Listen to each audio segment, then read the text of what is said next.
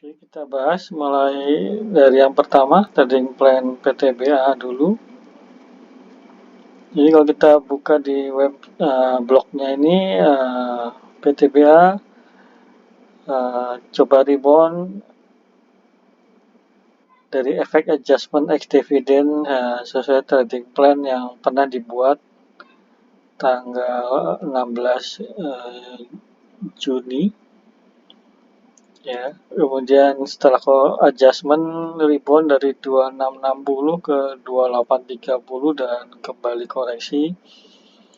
Kemudian trading plan PTBA kita melihat karena ke penurunan yang cukup dalam, kita melihat berdasarkan chartnya secara jam-jaman ya. Nah, setelah chart jam-jaman ini kita lihat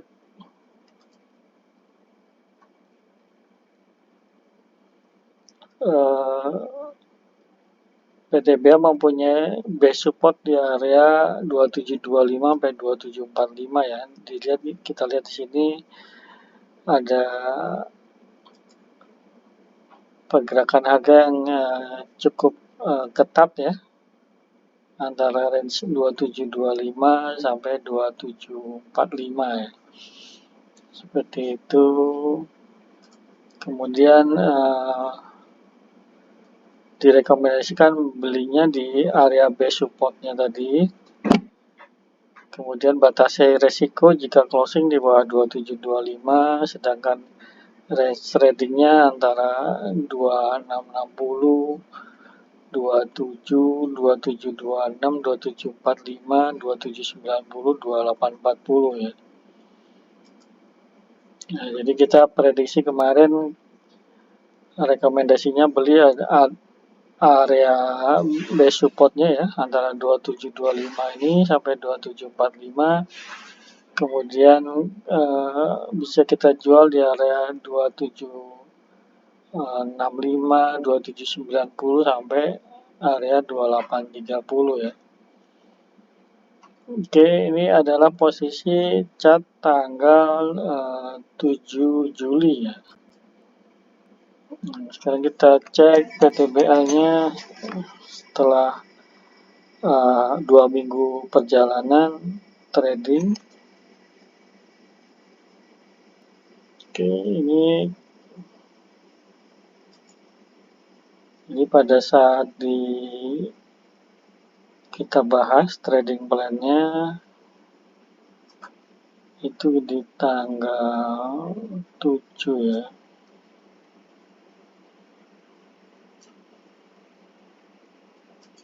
Nah, tanggal 7. Kemudian kita merubah time frame chartnya menjadi hourly ya.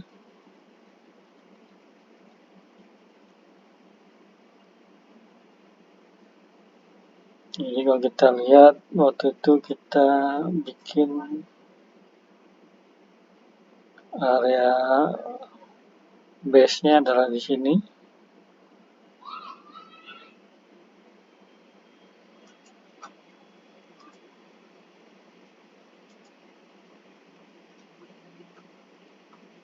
Jadi kalau kita perhatikan PTBA sesuai dengan perkiraan dia turun menuju area base supportnya ya.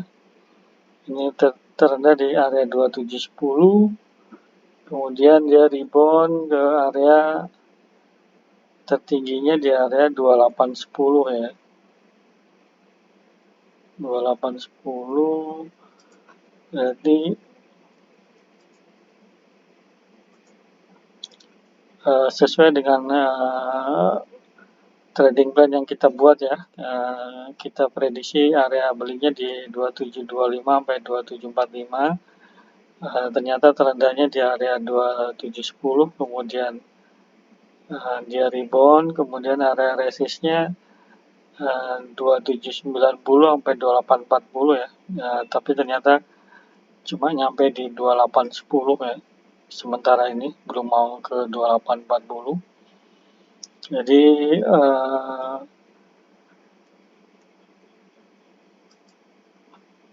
Trading plan yang kita buat tanggal 7 Juli itu intact ya, sesuai dengan prediksi. Ini bagi my friend yang sudah melakukan posisi beli di area 2725 sampai 2745 itu udah bisa profit di area 2790 ya, sampai 2840 ya. Ini tertinggi di 2810. Oke, yang berikutnya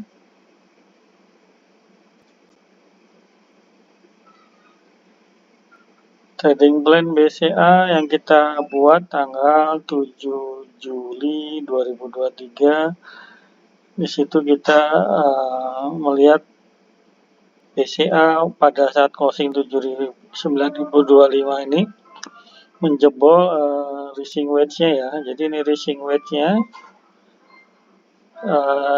ternyata itu jebol di bawah rising wedge, tapi dia tidak mau turun ya. Kenapa? Karena ternyata masih tertahan di support moving average ya. Kalau kita lihat di sini di area garis merah ini.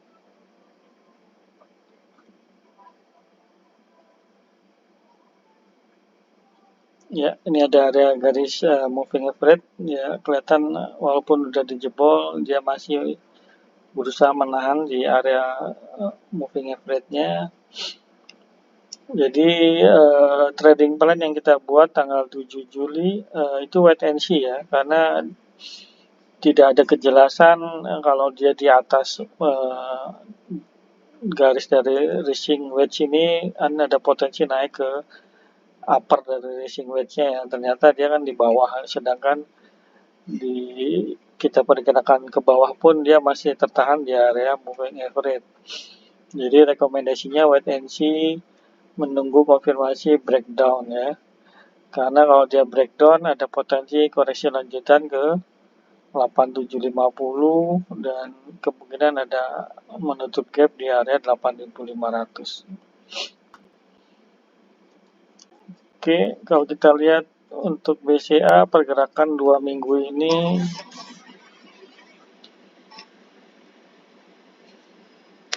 kita lihat pada kemarin tanggal 7 ya, kita update kisaran segini. Ternyata tetap bertahan ya, dalam 2 minggu terakhir ini tetap bertahan di area moving average, tidak mau jebol. Tapi dia juga nggak mau naik lagi di atas rising wedge-nya yang bottom ini ya, garis rising wedge yang bottom, ini yang upper. Jadi rekomendasi untuk minggu depan juga kelihatannya masih sama. Baru akan koreksi sesuai dengan perkiraan minggu tanggal 7 Juli itu akan koreksi jika area moving average-nya ini jebol ya. Ini di kisaran 9 ribuan. Nah, kalau itu jebol dia bisa turun mungkin paling dalam bisa nutup gap ya, yang belum tertutup di area 85 ya.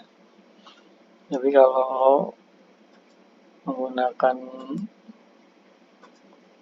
moving average 150 mungkin akan tertahan di area 8.800-an nanti. Kecuali jika BCA-nya tembus di atas upper dari rising wedge-nya, mungkin dia baru bisa melanjutkan kenaikan ya. Tapi kenaikannya juga akan terbatas, kemungkinan naiknya cuman sampai area 96 ya. Nah, kalau kita lihat di sini 3 kali menyentuh area rising wedge itu kok selalu koreksi ya. Jadi kalaupun naik 96-an atau 9550 dia akan koreksi lagi ya. Seperti itu.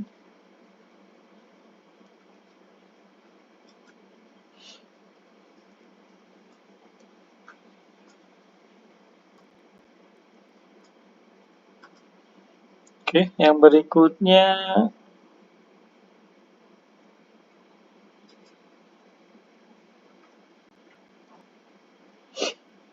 Yang dibahas tanggal 7 Juli 2023 adalah trading plan Telkom ya. Juga sempat dibahas tanggal 23 Juni 2023. Jadi Telkom pada closing tanggal 7 Juli itu dia rebound minor ya dari area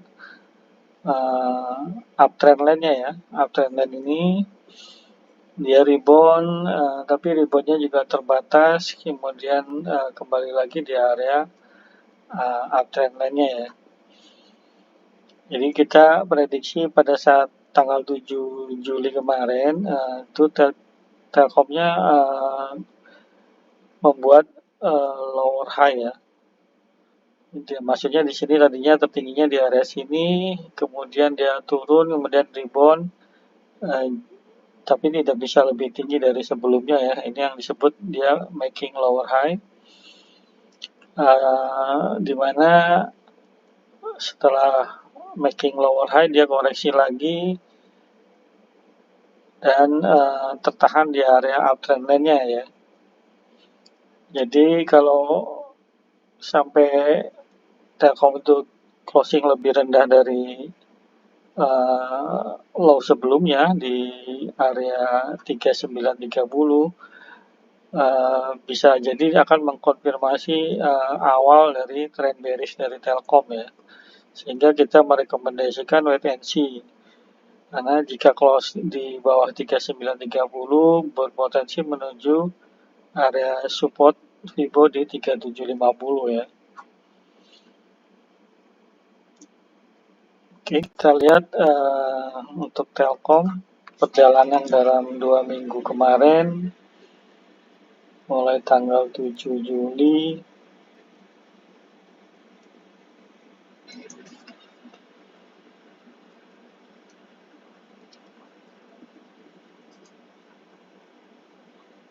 Oke, seperti kita lihat pada saat kita buat trading plan-nya, Telkom udah menjebol dari uptrend line-nya ya, sama seperti di sini, tapi masih tertahan di area bottom di bulan Mei ya, di 3930, sehingga begitu 3930-nya dijebol, kita lihat di sini dia jebol, coba kembali lagi, tertahan di moving average, kemudian dia melanjutkan penurunan ya. Yang penurunannya diprediksi ke area 3750, ternyata belum mau tercapai ya. 2 hari terakhir coba rebound. Untuk minggu depan dengan pola candle seperti ini, menurut saya masih ada potensi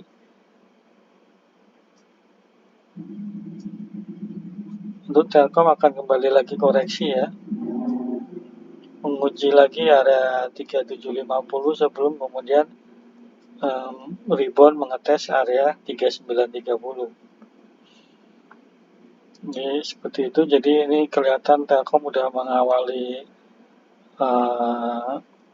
tren turun ya, dimana tren turun itu polanya adalah high-nya semakin rendah dan low-nya juga semakin rendah ya. Bahasa Inggrisnya lower high, lower low. Oke, setelah Telkom tanggal 7 Juli 2023 kita juga membahas trading plan dari BRI, di mana BRI juga sempat kita buatkan trading plan-nya di tanggal 23 Juni ya. Jadi kalau ini ada kelanjutannya, di mana BRI ini masih melanjutkan tren sideways ya pada tanggal 7 Juli ini ya. Jadi harapan yang paling baik adalah beli di area bottom dari sideways-nya ini, kemudian jual di area resistnya ya, sehingga range-nya itu antara 5350 sampai 5600. Kita cek pergerakan BRI 2 minggu terakhir setelah tanggal 7, di mana tanggal 7 itu kita update di sini. Ya, jadi kita masih lihat lagi-lagi sesuai dengan prediksi ya, dengan trading plan yang kita buat, memang area best buy di area bottom dari sideways-nya ya, di kisaran 5350, tapi ini tertahan di area 5375 ya, karena dia mengikuti moving average-nya. Jadi sesuai prediksi juga dia rebound tepat di area upper dari sideways-nya, walaupun sempat ditembus, tapi tetap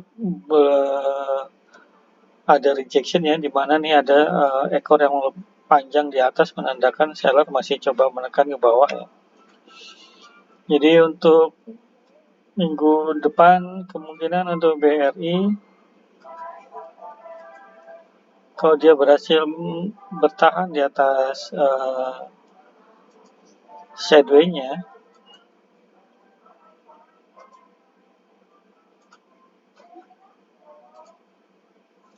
maka bisa melanjutkan penguatan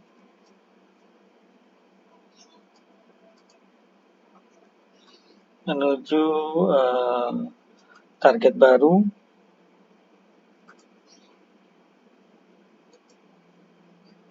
di area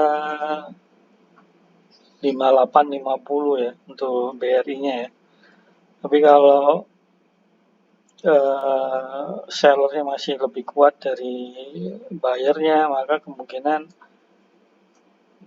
BRI masih melanjutkan sideways-nya ya, dengan menguji area bottomnya lagi di kisaran 5350 atau mungkin tertahan di area ini ya, moving average-nya di kisaran 5400-an sebelum kemudian coba naik lagi. Oke, itu yang ketiga ya, yang terakhir. Oh, udah ya. Telkom, PTBA, BCA, Telkom, BRI ya. Oke.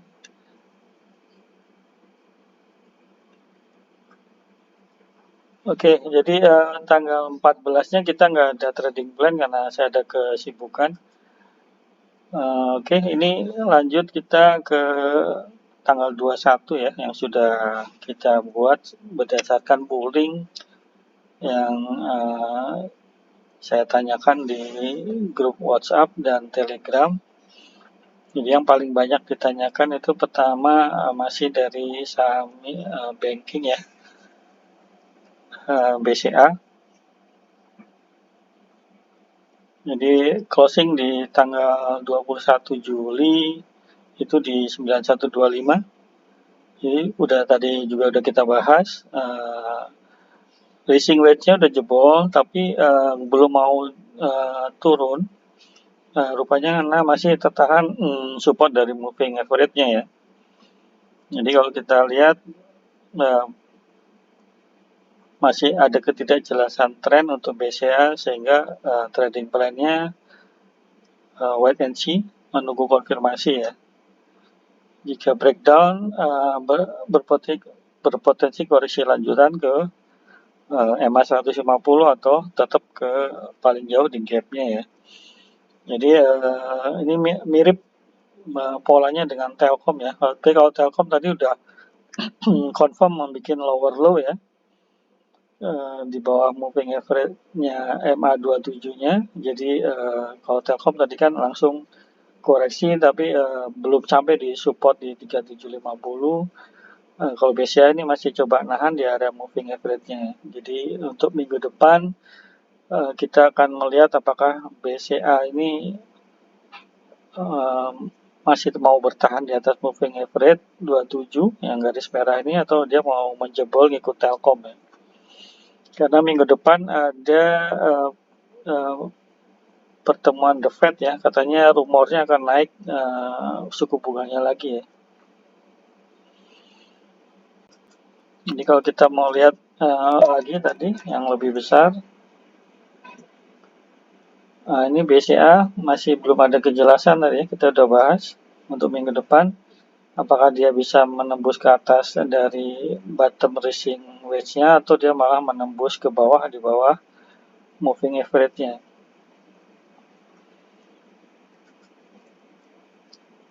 Range-nya 85, 88, 9000 dan ini saya keliru nih, 9250 ya. Jadi ini adalah level area di garis rising wedge-nya ya, sekitar 9250-an. Nah, jadi kalaupun naik dia akan tertahan di sini, kalau turun juga tertahan di area MA27-nya ya.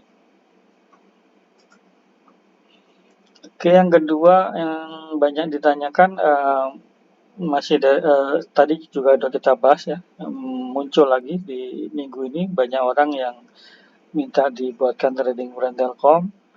Tadi juga udah dibahas karena udah making lower low, kemudian garis uptrend line-nya juga dipatahin. Jadi Telkom udah membuat pola lower low, lower high, lower low juga ya. Jadi udah bisa jadi ini mengawali awal dari bearishnya Telkom. Targetnya koreksi kalau untuk mencari technical rebound ya, itu area yang disarankan beli area di 3750 dengan perkiraan rebound akan menguji lagi di level 3930 ya. Atau mungkin maksimal ke area 4000-an.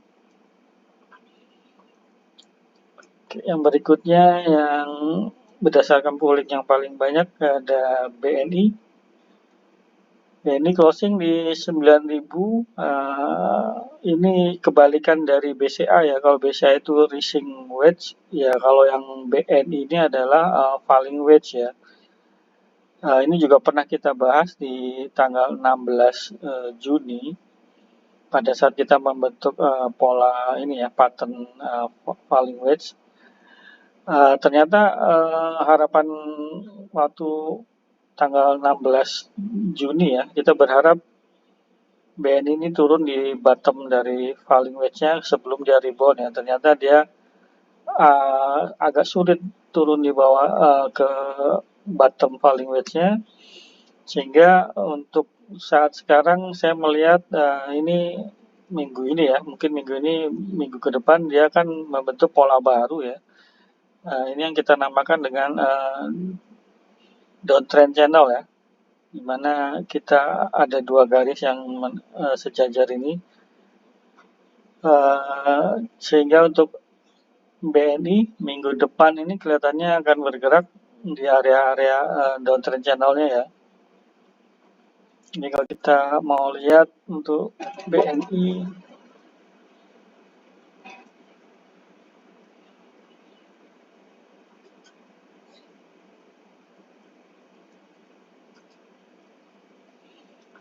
ke depan dia akan bergerak, ini adalah area downtrend channelnya ya, jadi perkiraan dia akan bergerak mengikuti pola seperti ini. Kemungkinan dia akan rebound untuk minggu ini ya, antara ini dia coba mungkin tertahan di area falling wedge-nya, tapi kalau saya melihat ini udah mempunyai pola baru ya, jadi kemungkinan dia masih bisa naik ke area upper dari downtrend channelnya sebelum dia koreksi lagi. Jadi polanya akan seperti ini untuk BNI ya.